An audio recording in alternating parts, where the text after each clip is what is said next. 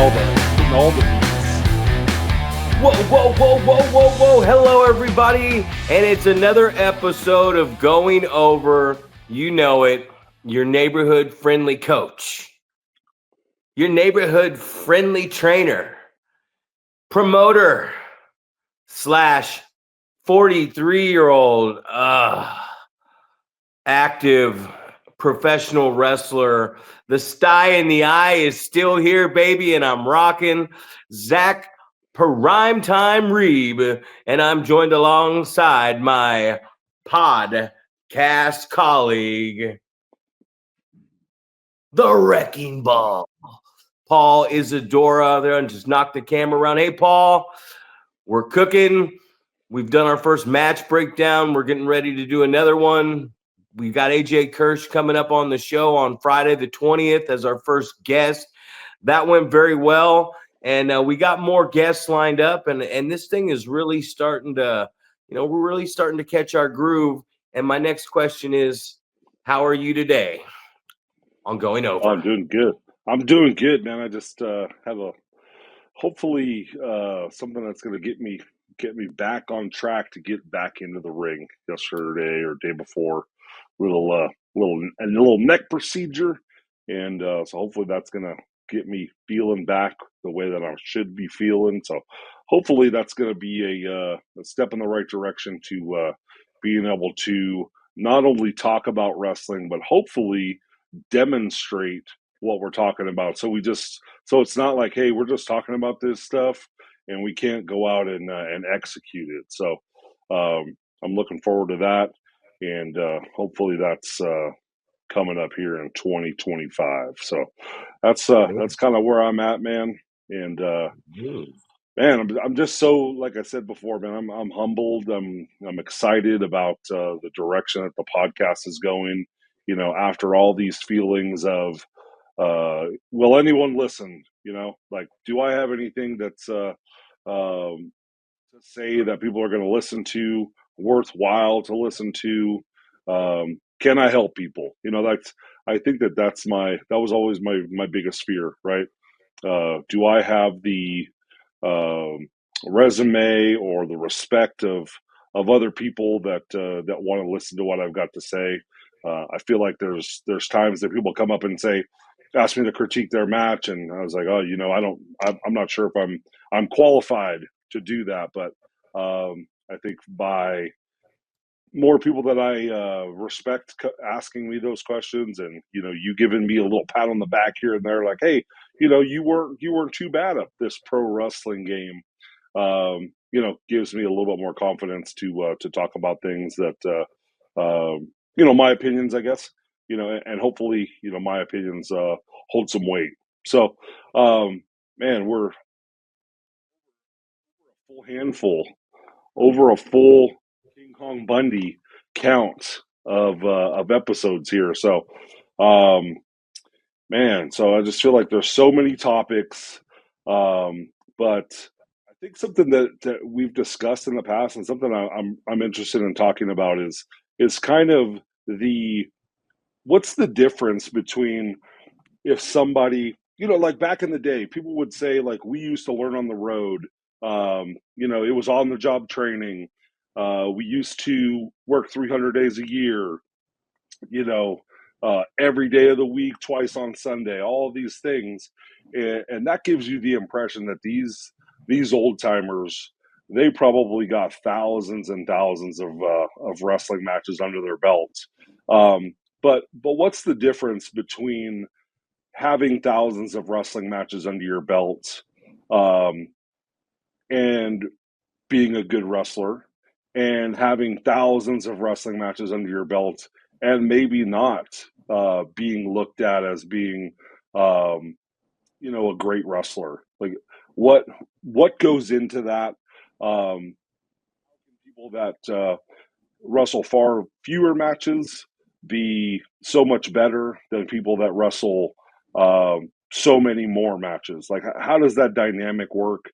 What do you think the things that go into something like that are? So we're talking here because we mentioned it, quality over quantity And I am a proponent of why can't we just fucking have both? Why can't we put out some quality and why can't we put out a quantinomous amount of this footage, this content, these matches that we're doing? And I mean, the answer is pretty simple, man. And a lot of people go out and they're just trying to work. They just want to work, work, work. And as you get further along in this thing, especially as we get older and our bodies start to, our metabolism starts to slow down, which when our metabolism starts to slow down, we start to pack on a few pounds as we get older. Our ears get bigger, our bellies get bigger, our noses get bigger, more boogers fall out of our nose. It's harder to breathe. Yeah, it's harder to breathe. But when you look at this, when you break it down, when we're younger, when we first get our start out, yeah, we're all over the place, right? We're everywhere. We're wrestling wherever we can get our little hands on. You put a fucking pop-up tent on the side of the fucking highway, excuse me, and throw a wrestling ring under that damn thing. We're there. We're underneath it. We're not really worried about what we're getting paid. And we're showing up at the show and we're trying to get as many, we're trying to, just like the training, we're trying to log in as many live hours as we can, because everybody knows there's nothing like live reps in front of a live audience as much as you train, because we don't do this just to do this.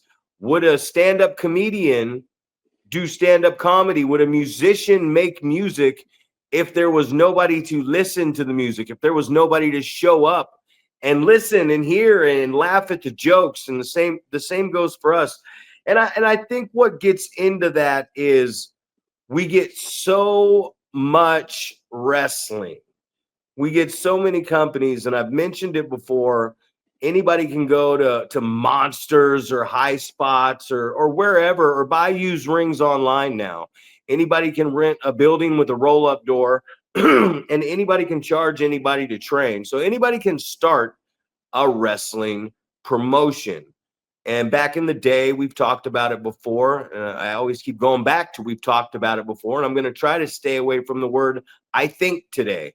So back in the day, there was All Pro Wrestling, Big Time Wrestling, and I believe Pro Championship Wrestling, Supreme Pro Wrestling. I believe there was a little cut out there with NAW,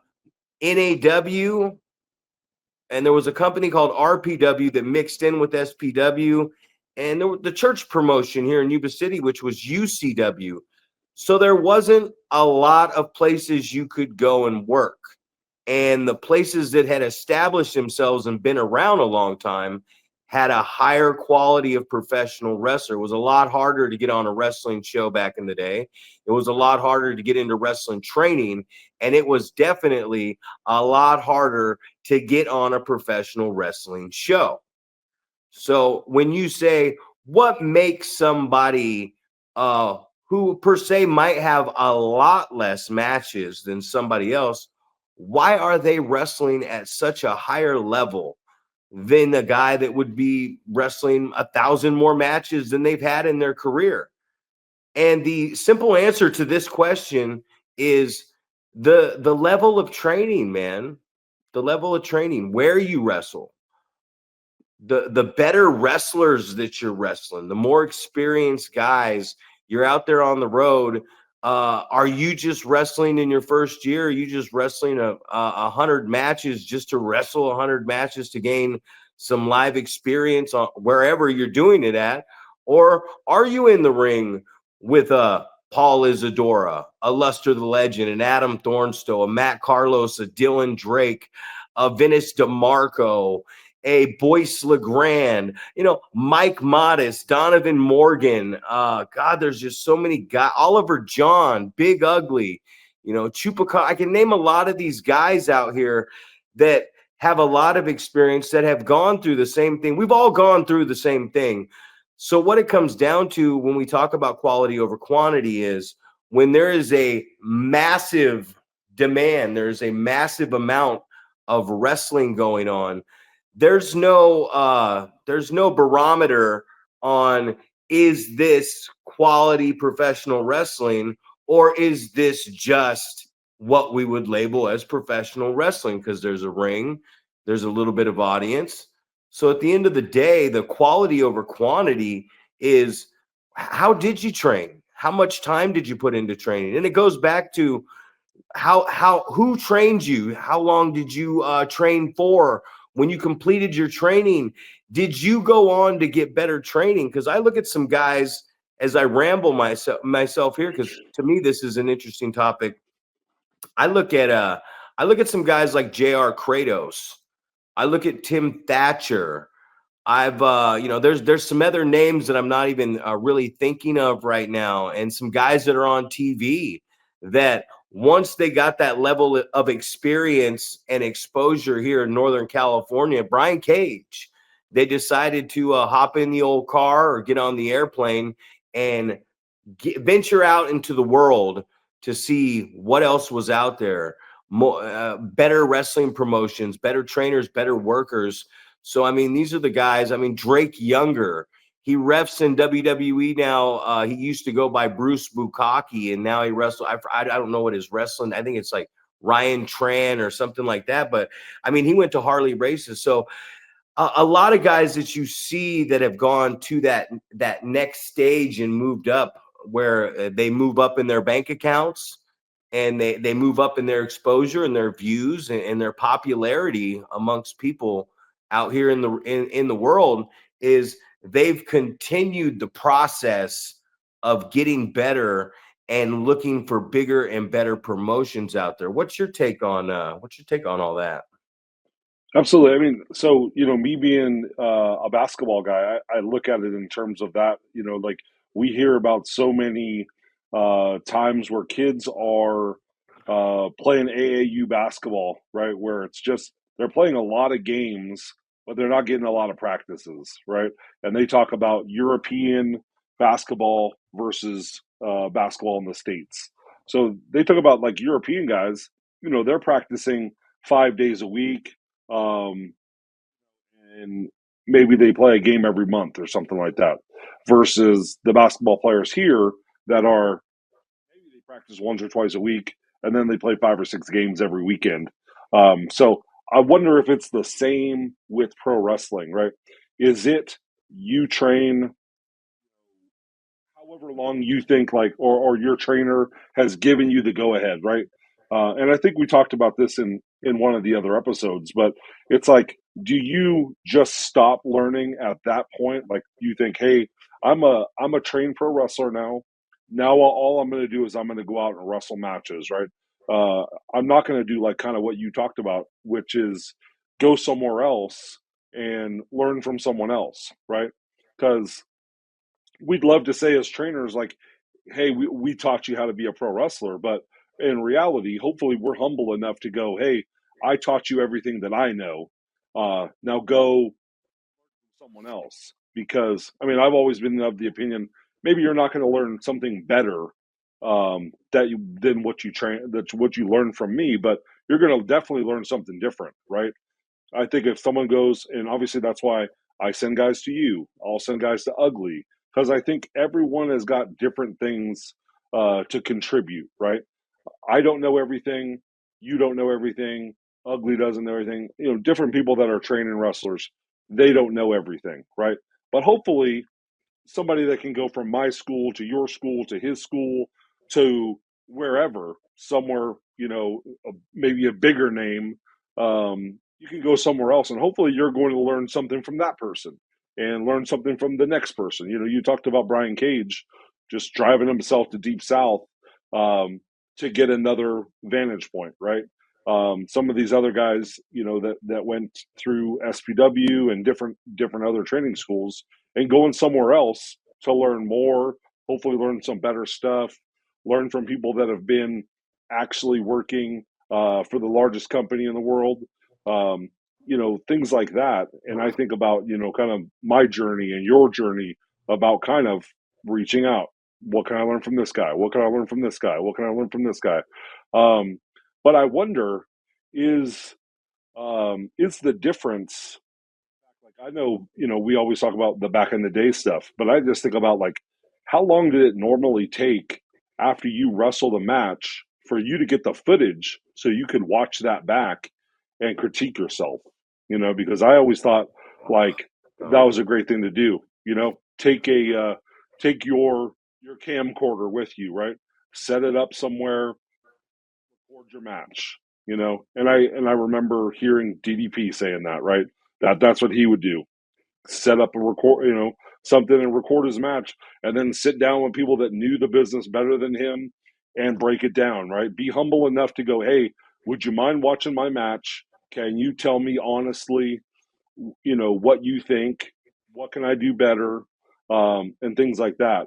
And we talked about the way that it is right now, where you've got people that are sitting in the audience recording matches, and they're almost instantaneously uploading them to the internet, where we really have no excuse why we can't watch our match back, critique it, have someone else critique it. Like, obviously, that's something that we want to do. What we want to have people send us matches. We want to be able to honestly critique them, and we want to help make this business better, right? So, you talked a little bit about going places and working people that you can learn from, but how do you balance out places that you go where you need to be the guy that people learn from versus when you go somewhere and you're going to try to learn from someone, right? Because I know that I get kind of stuck in that mindset of like, hey, the only reason that you should be taking these bookings is so you can go somewhere and you can wrestle someone that's better than you, so you can get better. But obviously there's the opposite side of that coin, right? Because there's got to be somebody who's better in the match and somebody that's not as good in the match, and somebody is more showing one person how to do the whole thing, and someone is hopefully trying to learn. So, how do we determine, like, if you're telling your students, take this booking or don't take this booking, um, are you taking into consideration they're going to be working somebody that's more experienced, so they're going to learn something? Or at what point are you cool with, like, all right, well, you're going to go wrestle this guy and you're going to be counted on to pull this thing together if the thing starts going off the rails? Are you hearing a sound issue when you're talking? Are you hearing it I think so. fizzle in and out? Okay, I was just making sure I wasn't tripping over here. I was like, I'm tripping. Well, there's three stages of pro wrestling. And I mean, that's it. There's that stage where you're just starting and you want to get to on your way to the second stage. What you're looking for is you got to find guys that are you're going to just listen to, and you're going to listen to them in the ring, you're going to listen to them out of the ring, you're going to talk to them on the phone, you're going to take their suggestions. So that first stage is you learn to do this listening to someone that's been doing this a lot longer than you. And that's the natural first stage of professional wrestling. Then there's the middle stage of professional wrestling, which is usually happening in your younger years after you've been around a little while and leading into the prime of your career, where you are wrestling at a high level now, and you are wrestling other wrestlers that are on the same level or teetering around there. And you guys are going out there and you got two really good professional wrestlers, four really good professional wrestlers in a tag match. You got a really good referee, and maybe you got a really good manager out there at that point. But that second stage of wrestling, once you've learned all this, I mean, these guys, you take someone when they're starting and you put them in the ring with experienced guys, and you take another talent and put them in the ring with these experienced guys. Eventually, after about 5 or 6 years, you're going to have some talent that is just nipping at each other's toes, and they know all this. They know what's going on in the wrestling business. They know in the ring. They get all the iggies and the clues and the things you're setting up. They understand listening to the audience. And after wrestling somebody enough times in enough towns, you guys can just look at each other and know what the fuck the other guy's going to do. They call it getting married, man. You get married to somebody and you build a chemistry with that person. And chemistry can be built over time. It doesn't just have to be a natural chemistry. And then there's the third stage of the business, and that's as we get older, we start to help the younger talent to do with that. Now they're on stage one. So we go back at the third stage of this business, we go back to the first stage of this business with somebody new or countless people that are new, and we guide them now where we were guided at that stage to get to a point where we can just go out there with other professionals and just make our artwork out there. You know what I mean? Paint our pictures, Picasso all over the place. Once we get to that third stage in our career, now we're going back and we're helping other people. Now, one thing that I've always pointed out is I trained under countless people for almost 11 years as an apprentice and an assistant trainer. I was an assistant for years at the PCW Work Farm. I was an assistant for years at the All Pro Wrestling Boot Camp. And Roland Alexander finally gave me the go ahead for the pro class and gave me the go ahead to be a trainer. And I actually became a main trainer, or one of the main trainers at somebody else's promotion.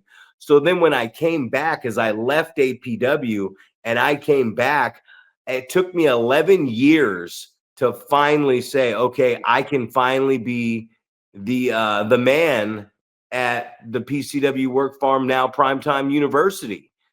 So it takes you a while learning underneath somebody and other people to get to a stage where you know how to do this.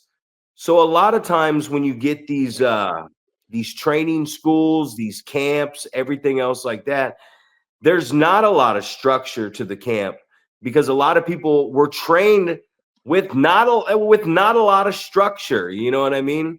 And back in the day, you just went on the road with somebody and you got what little time you could, and you talked in the car and they got you in the ring and beat you up, and this was on the job training. And then when the wrestling school era came around, it really opened up the business to a lot of people that would not have been in the business. Because I know when we started back in the day, and I always go back to that, man, back in the day, because we're old as dirt now. When we started, it wasn't easy, man. Like when you got in there, you had to work your ass off. There was no this guy's sensitive, so you can't say so. It was tough love all the way through, and you had to work hard. So what we get to in this stage with what we're doing, it's like tag team wrestling. Everybody goes, hey, just pair these two people up and that's our tag team. But tag team wrestling, these guys have to be a legitimate good tag team. These guys got to be on the road with each other. They got to like each other. They got to eat with each other and talk to each other, because now you're not just dependent on yourself. You're dependent on somebody else for these bookings. You're dependent on somebody else to go to the gym. It's not just you no more. Now, and to depend on somebody else, you got to depend on somebody that you trust, somebody that you can rely on. So it's three stages of wrestling, and I feel like that's what's missing from today is these guys are just being pumped out so quick. And when they're being pumped out quick, they're missing an entire, because I remember back at APW, and I went to a lot of other places too and around the country, they really worked on like promos. They really worked on your interview skills and acting coaches and stuff like that. And when you get down to it, as you're developing this character, I mean, we had a situation on your show where a guy who had been in the business, a kid who's been in the business 5 or 6 years, and he'd even gone to a bigger a bigger place with some real big name guys, paid a lot of money to go there. And we said, hey, we got to cut a promo. And he cut the promo, and it wasn't a good promo. And when I asked, like, hey, man, what was up with the promo? He said, oh, man, that was my first time cutting a promo on a live microphone. And I was like, what the fuck? You've been doing this for 5 years. Nobody's handed you haven't grabbed a microphone at all these shows yet and cut a promo. So it's just the lack of experience, man. And there's nothing wrong with that. Like, a lot of people will sit here and say, oh, Zack's bashing on somebody, or Zack's saying these guys aren't as good. And it's not that they are not as good, and they are not as good. That's a tough one to say. They are not as good because of the process of training. You're going to do this for 3 months. You're going to do this for 3 months, this for 3 months. Then we'll throw you out there to do something. Now you're going to do this for 3 months. Okay, you've logged in this much time and you've gone through all this stuff.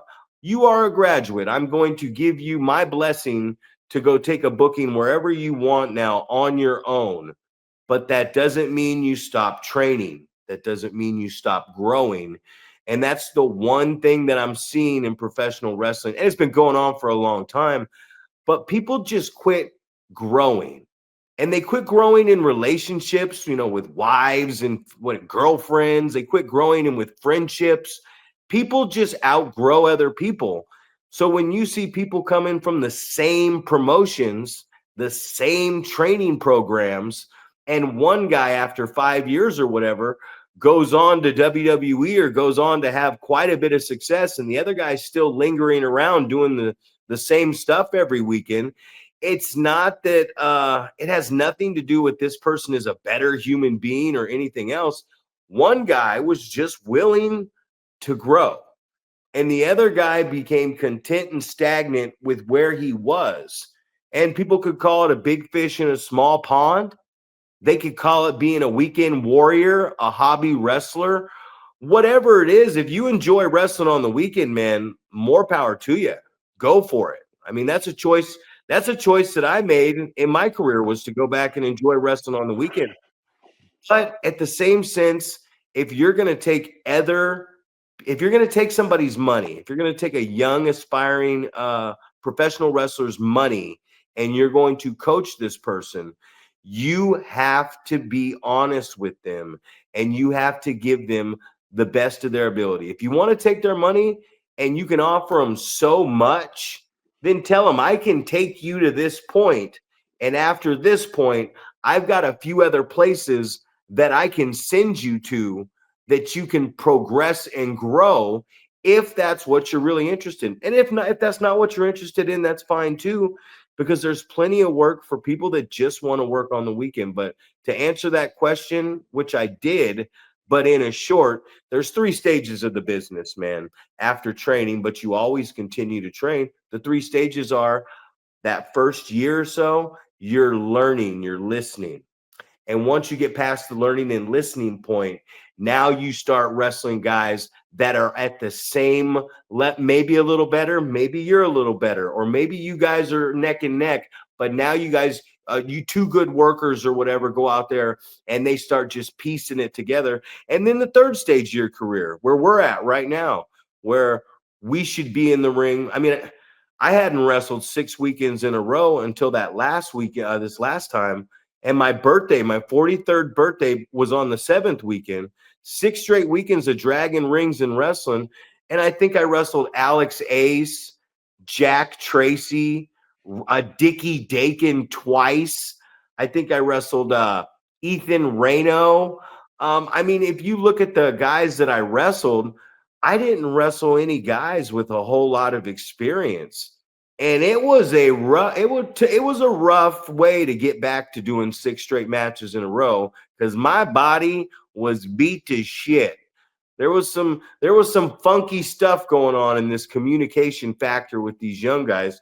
So, Paul, my question to you is, I know you've been out a little bit, and you were talking about that neck and coming off of it.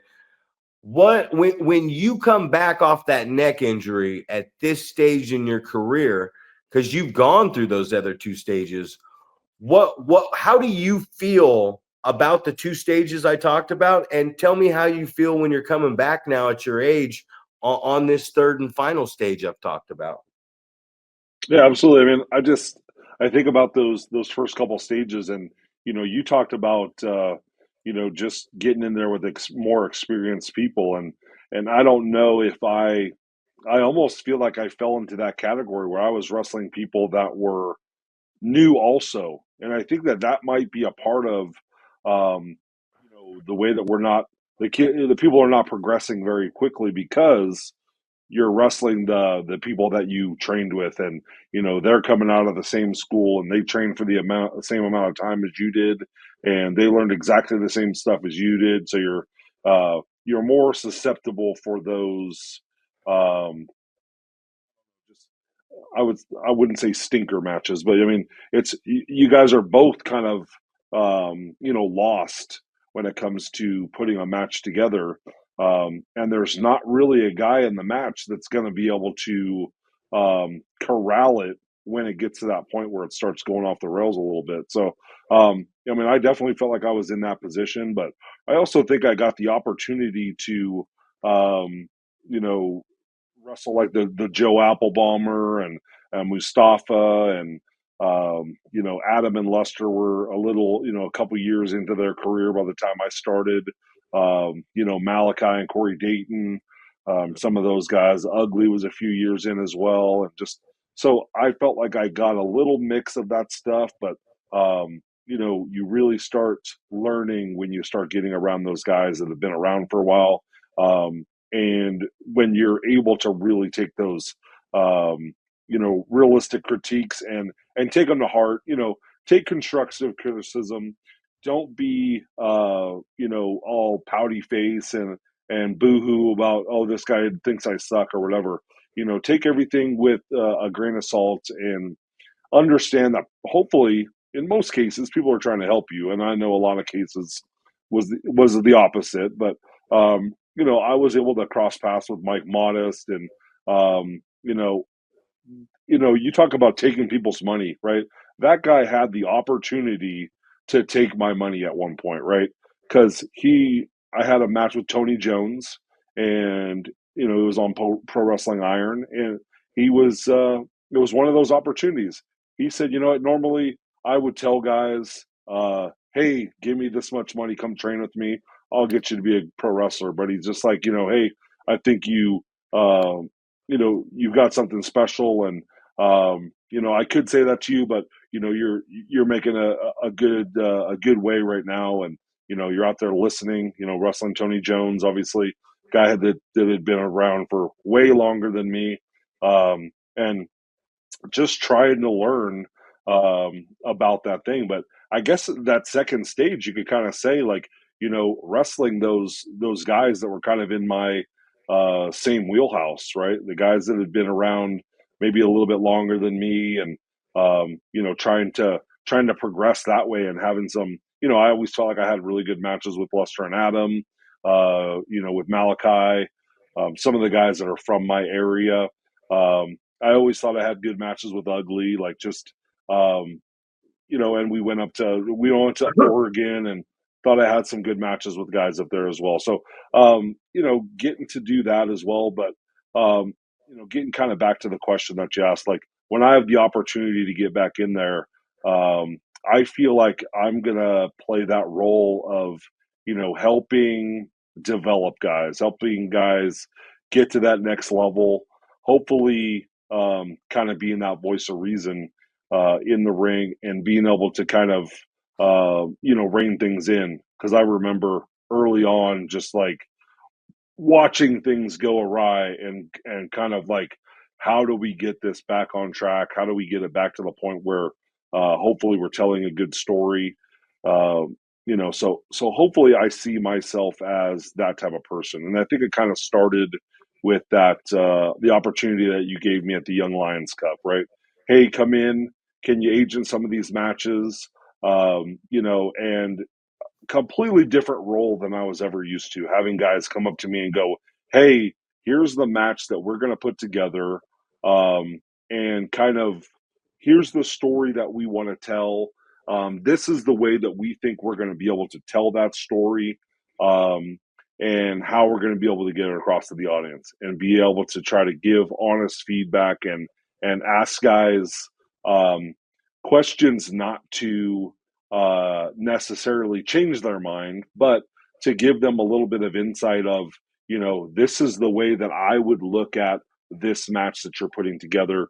These are the type of questions that I would ask myself going into a match. So, I think a lot of those things, like I have like a series of things that I want to get across when there's a wrestling match.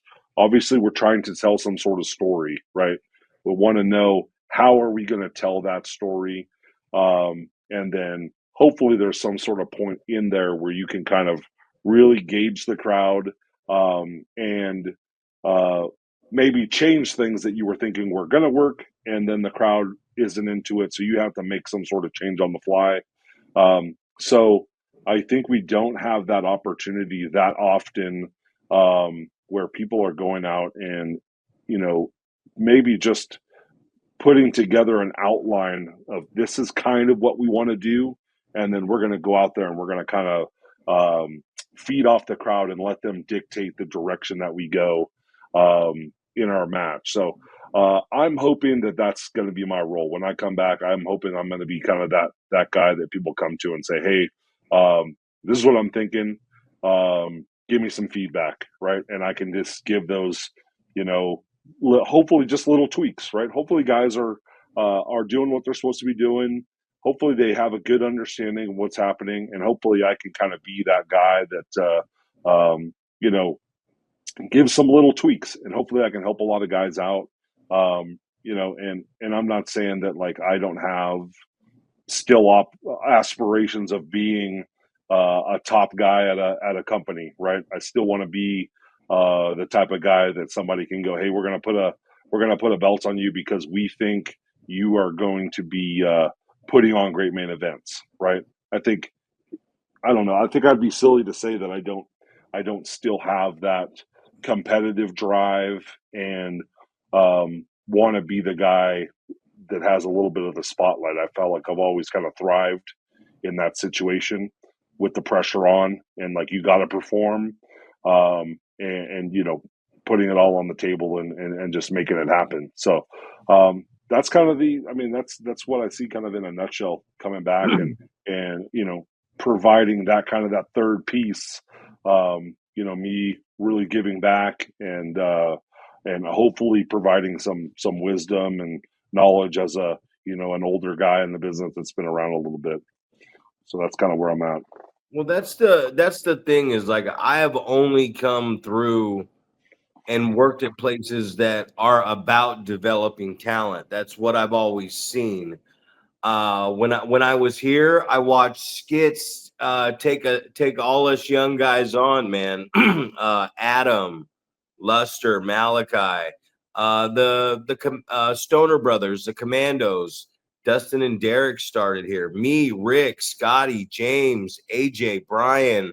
I mean, a cast of guys. Even when I came back from APW, Will Roberts, Pat Abbott, Propane, Chico Lopez, Shoop, Kimmy, Mitch Valentine. There's a name you don't hear very often. People are probably going to be cussing me through the thing on that one. A Brandon Humphrey, Manny Rowe, Rayshawn Prince, Jesse Garcia, the adult dudes, all three of them, Stockton Cash, Arsonist, Ethan Reno, Dickie Dakin. I mean, there's just so many people. Angel Escobar. There's just so many. Bad News Blakesley. How can I forget the champ of the company? But there's just so many people, and I've only been around developing guys. Sorry, there. I started tripping over my own words. When I went to APW, Gym Wars was fun. Gym Wars was an amazing time. I mean, if you ask me, Carl the Machine Gun Anderson, Finn Balor, Claudio Castagnoli, P.D. Williams, I mean, Christopher Daniels, just so many different names that I worked even in that little gymnasium in that building, and the way Roland was running that, how he was pulling guys in, the professionalism, he had a program to develop talent, to get talent out there, and to bring talent into that place, to get the exposure and get the eyes on them, to get them gone, because that is the goal. And I used to feed away from that goal so much, but that's the goal of this wrestling company. And through this last class that we just started, I think at first they all looked at me and were like, "What the fuck are you talking about, man?" But I'm like, this is how we're going to do it. We got this 12-month program. We need to get you ready and get you the fuck out there. I want you out of this fucking building. You know what I mean? Like, I was real stern about it because I need to free up space for more people to come in. And from Gym Wars, for 5 years, we developed so much talent, including you coming in and working with you, Buddy Royal and Levi Shapiro with the Classic Connection, Carl Fredericks, aka Eddie Thorpe, off of NXT, Cal Jack came back to PCW to start training again and start his wrestling career back up in. But Cal Jack came through that little building. The Real Dealers were built in that little building. Boyce LeGrand put in a lot of work in that little building. I mean, I could go on. And Steicher, Wolfgang, I mean, a lot of guys from Reno, guys from all, Jacob Fatu, Shotzi Blackheart, Thunder Rosa. How many of these people, Will Rude, how many of these, I mean, Will Powerhouse Hobbs, how many of these people came in because there was Gym Wars and then there was Work Farm Wars? And that was my tribute to Roland Alexander. And we did that for 5 years. And we brought talent in and we developed these guys. We developed them with interviews. We developed them with stock and video and putting build-up videos together and teaching them how to work programs and build stories. And now we have the opportunity, when I came up with this Prospect brand, which put out Rayshawn and Jesse, and we saw Jason Xavier. Illumide made his debut on there. JMM was the guy that I chose to win the belt and basically run that. But we were only doing those shows. You know, we did like 2 or 3 of them in a 6-7 month period. And then the really cool part is now, in talking with John, nothing's going on the building on Friday. At first, we were going to do every Friday night. I was like, I'm just jumping into this shit. What else am I doing? But the first and the third Friday of every month, Friday night Prospects, man. Prospects is back. And I don't know when this one's going to air, but I'm making the announcement tomorrow, this is going to be weeks later.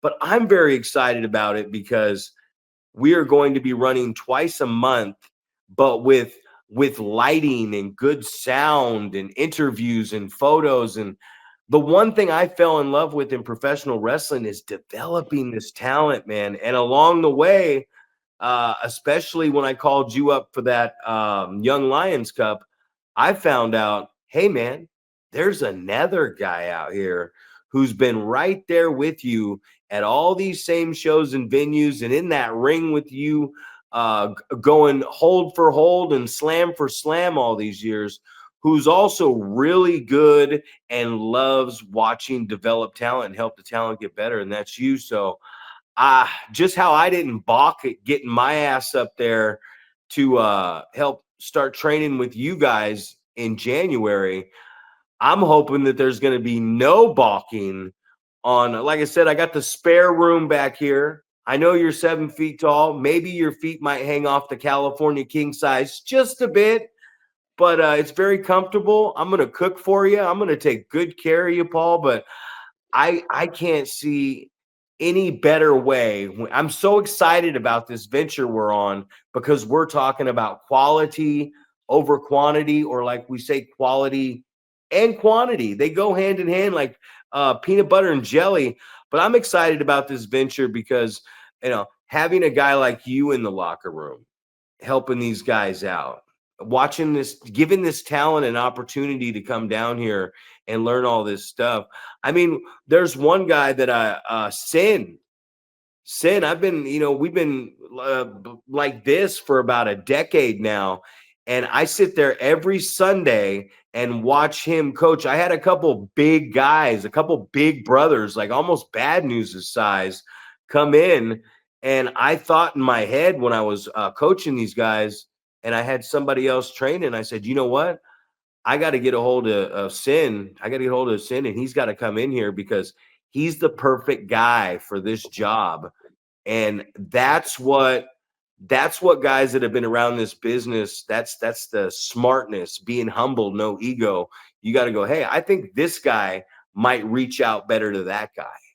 And that's one thing when I was talking to you, uh, I think Alex Ace has a great look. I think Alex Ace is athletic as could be. I mean, I think at times he's in that ring, he's greener. What would Cornette say? Greener than some goose shit, greener than a pepper tree. But I always, and every time I talk to him, I always said, hey, get a hold of Paul.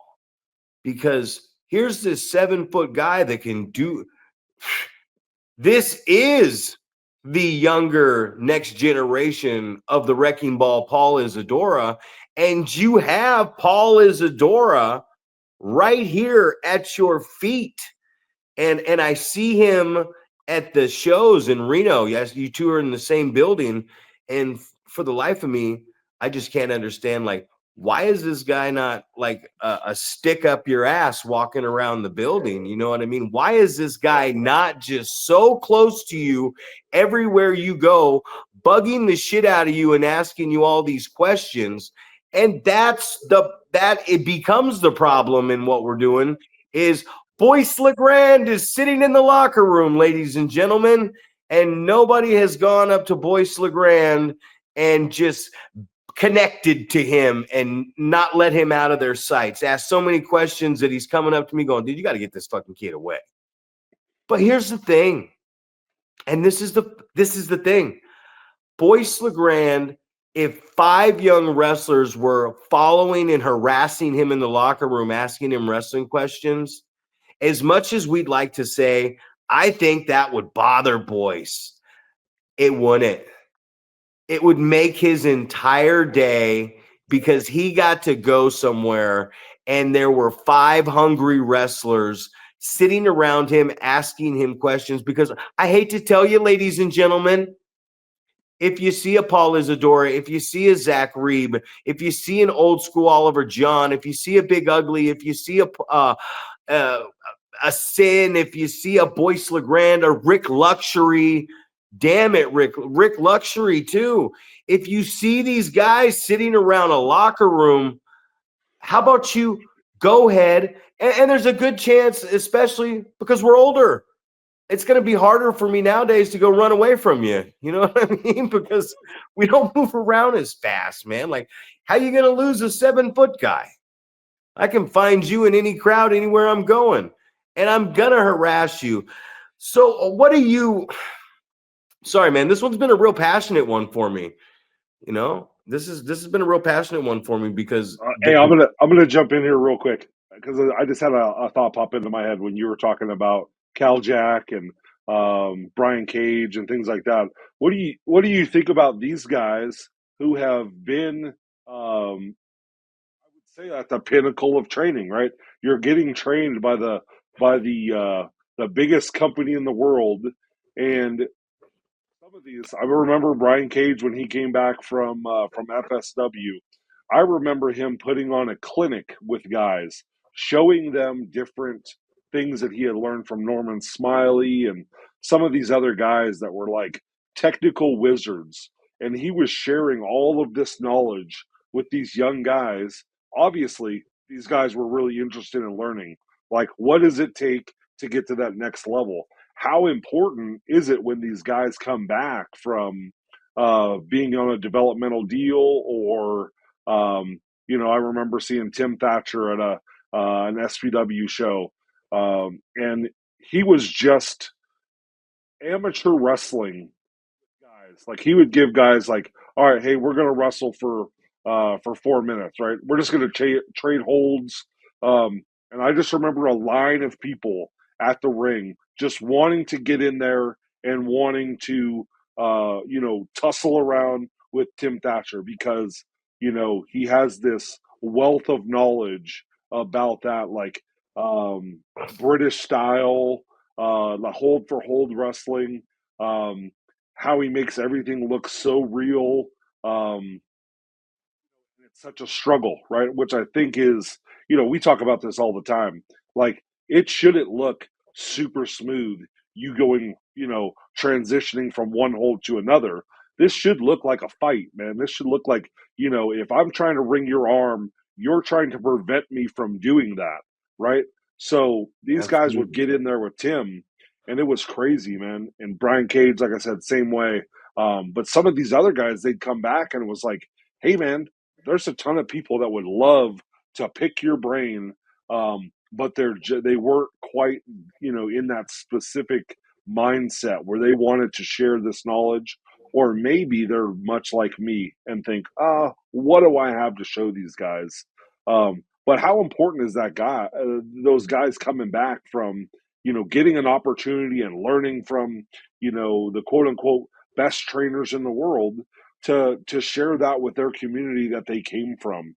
How important do you think that is? It's very important, but some guys just don't coach. Some guys just aren't natural coaches, man. So even if they're trying to show you, maybe it's something that they learned or they heard, but they're not able to execute it because they didn't know how to go about executing it. And maybe they're having a harder time translating it.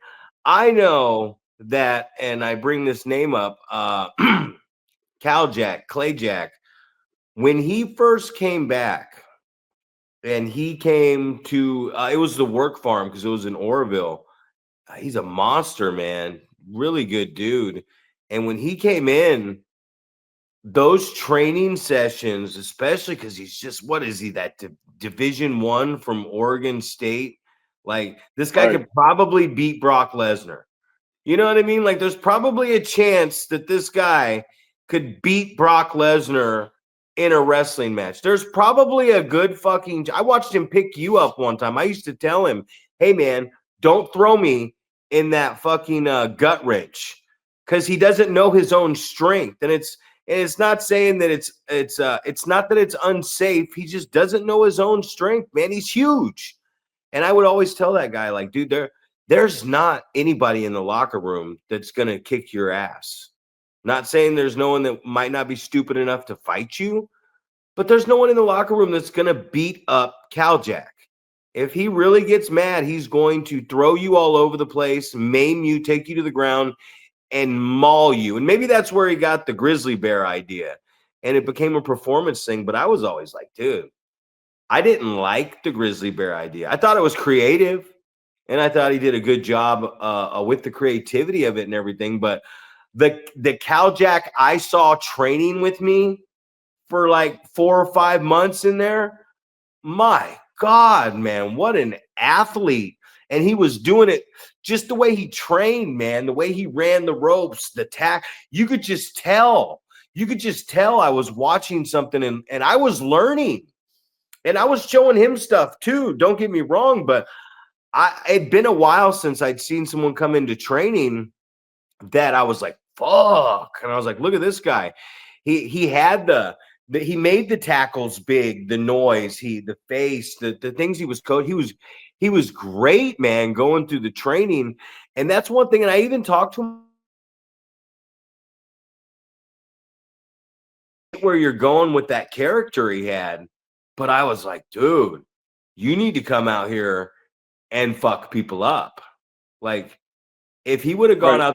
out, that's the champ, bro. That's a guy that you could, if you got him as the guy coming out of college, the guy that had left or what was fired or whatever. But when he came to us, fuck, dude, I would watch him train at PCW. And I was like, dude, this guy's something special, man. I didn't really realize, like, why would they release this guy? But then as he Right. started playing that Jack character, the grizzly bear character, I got that he was having fun and doing all that. But it's like, bro, you're a Division One collegiate champion athlete, man. You have to be that guy. You have to be that guy in the locker room, and you have to be the guy that we're going to put. You can put a company. That's your number one draft pick right there. A Cal Of Jack course. is a serious competitor. That's your number one draft pick. If you're picking guys, you're Right. like, all right, I got the 6'7", 350-pound guy that can nip up, do round offs and shit. Oh, and by the way, he can grab 7 foot, 300-pound big Paul Isadora up off the mat against his will, hold him there, and then gut wrench him on his thing, and then float over and do some amazing amateur wrestling on top of him as well. So that's Right. the confusing part to me about some of this amazing talent I've seen walk through here. Right, absolutely. And I know that I wrestled that guy 2 different times, and it was 2 completely different matches, right? One was the character, the Cal Jack character. The other one was Clayton Jack, the All-American from Oregon State. That was the gut wrench me guy, and I think that, I mean, you and I had the same thing, the same conversation. It's like, man, if this guy did all this amateur wrestling stuff and then just sprinkled in a little bit of the character stuff, how much better that character would be. And like you said, nobody's gonna, like, that was my mindset going into the first time I wrestled him, because it was just like, I was like, you're probably going to do a bunch of amateur wrestling stuff, right? Because legitimately, you can beat me amateur wrestling because you're a fucking badass, right? There's no reason that shouldn't be the story, right? I have to overcome you being a badass, all-American, Division I amateur wrestler, right? I have to overcome that somehow, right? You're going to slip on a banana peel. You're going to be showing off or something like that. And that wasn't how the first match went, but the second match definitely went like that, where it was like, all right, this dude's throwing me around, and there's nothing that I can do to prevent it, because he has all of the No. experience of actually doing this stuff. And it's not like, he wrestled at 285. I'm thinking, so he wrestled at a big weight division where he's throwing guys around my size around, Yeah. at a high rate. So yeah, so definitely that's the type of guy, man, that you want to have in your promotion, and like you said, man, that's the guy that you can put the title on, and that's 100% believable that people are going to have to do something special to beat that guy, right? So yeah, so I don't know, man. We're 2.5 minutes left. Just crazy, man. I was looking at the clock and going, are we going to get through this hour? And again, man, it has gone crazy again. So, I could talk man, about put a Cal bow on Jack this for one. Right, exactly. Just all of a sudden came up out of nowhere, but that I was could talk the about guy, Cal man. It Jack just for another 30 minutes, man. Right, exactly. Just an amazing athlete, and just so much that he can do and teach, and believability of that character person combination. But man, put a bow on this. So we talked about the difference, man. Right?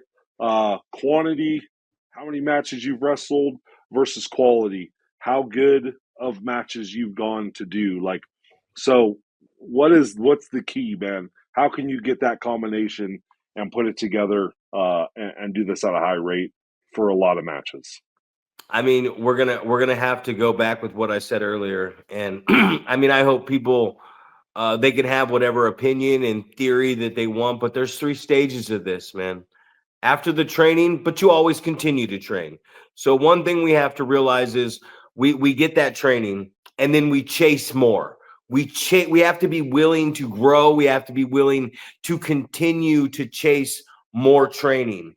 We also have to remember the 3 stages of this business. Stage 1, once we have been given, here you go, I'm giving you the permission, you have my blessing, we have to go chase the best bookings where we can wrestle guys that we're going to listen to. We have to spend some time listening.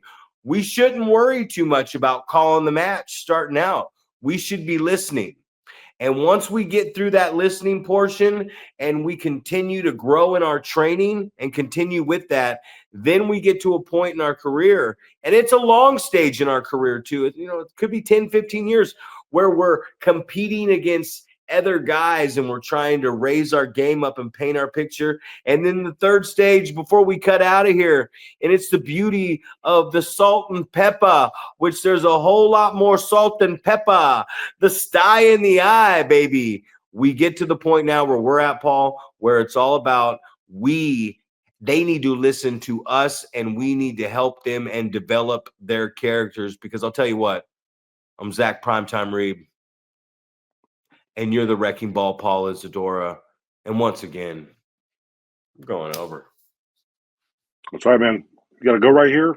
Click those previous or future episodes. We'll catch you guys next time.